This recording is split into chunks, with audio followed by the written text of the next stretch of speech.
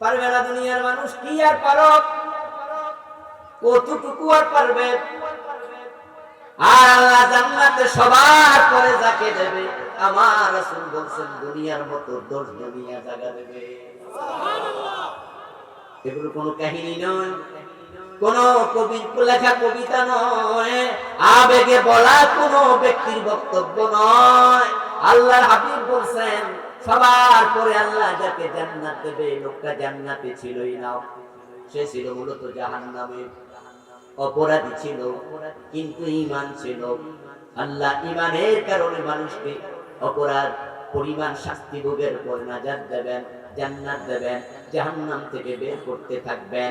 বের করতে করতে করতে করতে এক পর্যায়ে আল্লাহ তাআলা জাহান্নাম থেকে সব মুমিনকে বের করার সিদ্ধান্ত নেবেন।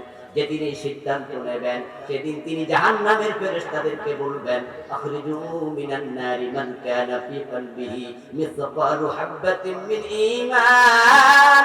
ও জাহান্নামের ফেরেশতারা, যত মুমিন জাহান্নামে আছে সরিষার দানা পরিমাণ ঈমান যদি থাকে, আমি আল্লাহ সাধারণ ক্ষমা করে দিলাম, সবাইকে জাহান্নাম থেকে মুক্ত করে দাও।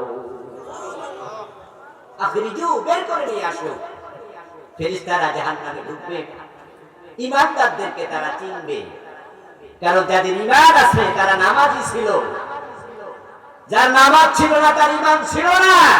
জাহান্নামের আগুন জাহান্নামীর পুরা দেহ খেয়ে ফেলবে, ইল্লা আসলা সুজুদ। প্রিয় নবী সাল্লাল্লাহু আলাইহি সাল্লাম বলেন, তবে সিজদার জায়গা কপাল জাহান্নামের আগুন দখল করতে পারবে না। সুবহানাল্লাহ। আমার প্রিয় ভাইরা, ওই সিজদার জায়গা দেখে দেখে তাদেরকে বের করবে।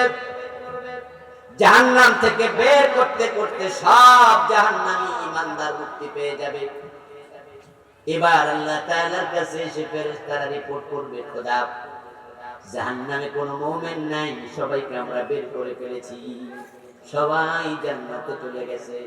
আল্লাহ তাআলা তখন বলবেন, না, এখন আমার একজন মুমিন বান্দা আছে, তাকে বের করে নিয়ে আসো। ফেরেশতারা যাবে, এসে কই রিপোর্ট করবে। আল্লাহ তাআলা তখন জাহান্নামের দারোগা, জাহান্নামের প্রধান কর্তা, তার নাম মালিক। ওই মালিক ফেরেশতার সাথে মেরাজের রাতে রাসূলুল্লাহ সাল্লাল্লাহু আলাইহি ওয়াসাল্লামের সাক্ষাৎ হয়েছিল।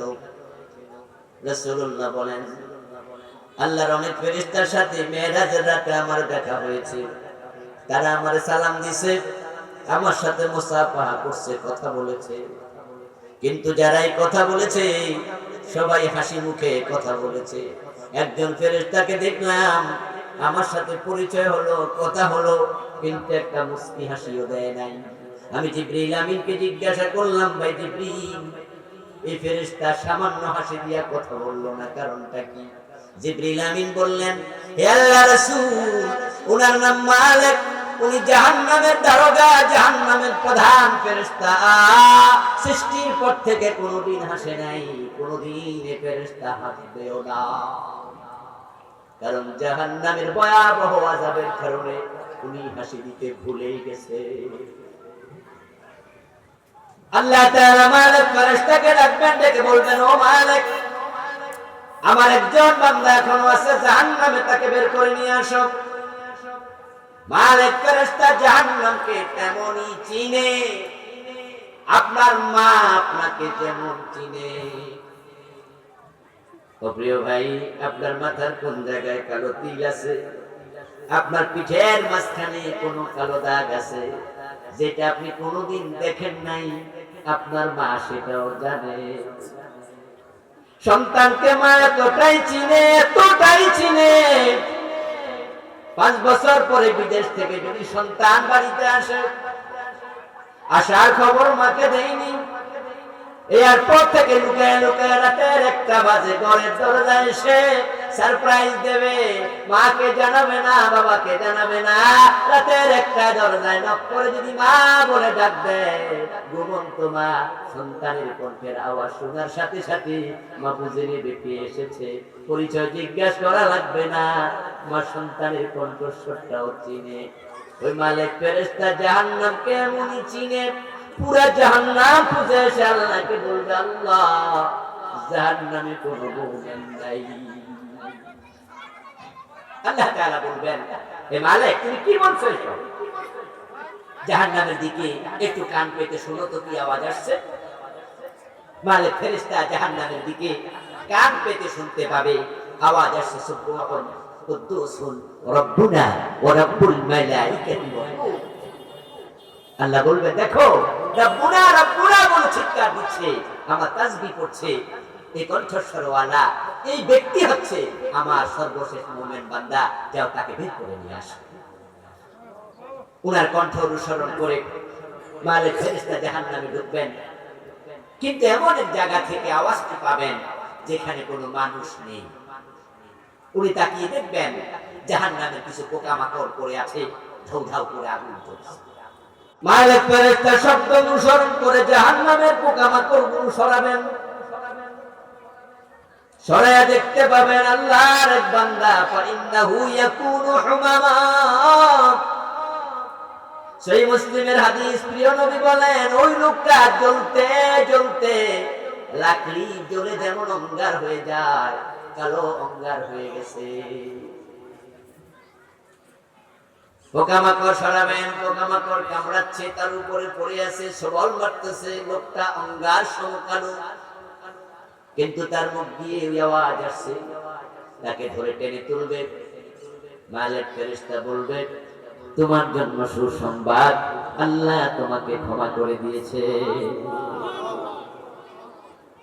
তুমি চলো, তোমার জান্নাত আল্লাহ তাআলা নির্ধারণ করেছে, চলো সেদিকে।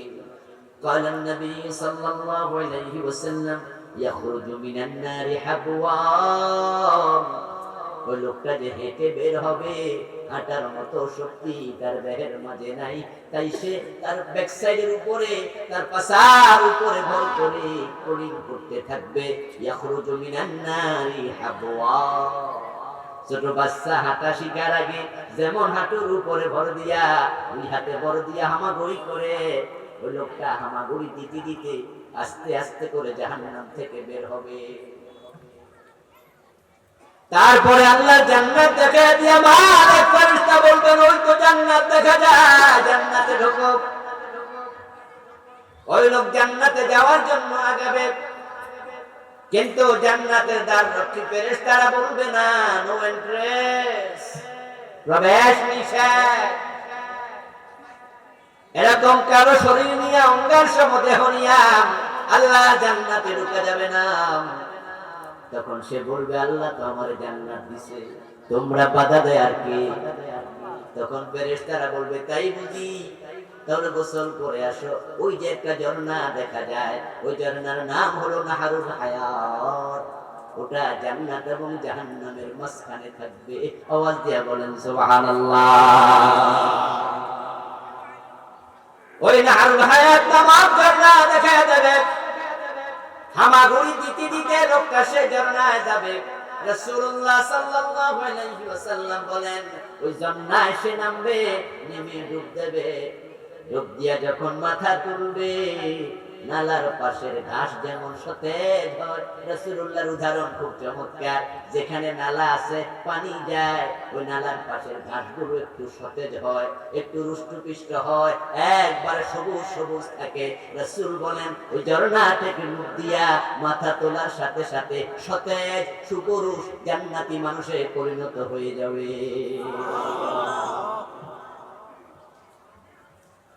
এবার সে আসবে, আল্লাহর জান্নাতে প্রবেশ করবে। ফায়ুতাখায়্যালু ইলাইহি আন্নাহা মালাক।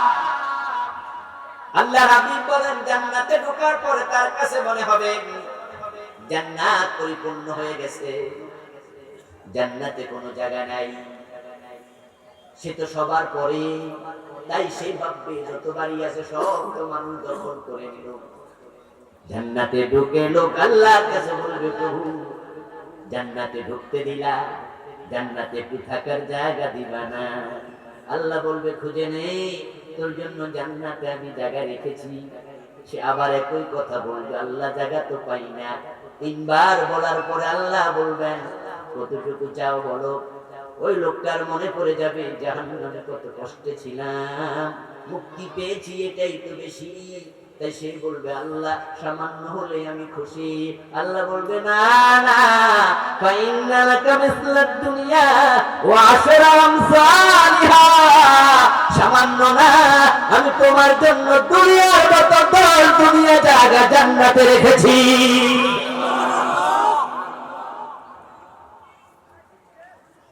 এই হাদিসের বর্ণনাকারী সাহাবী বলেন রাসূলুল্লাহ সাল্লাল্লাহু আলাইহি ওয়াসাল্লাম স্বাভাবিকত তিনি মুস্কি হাসতেন।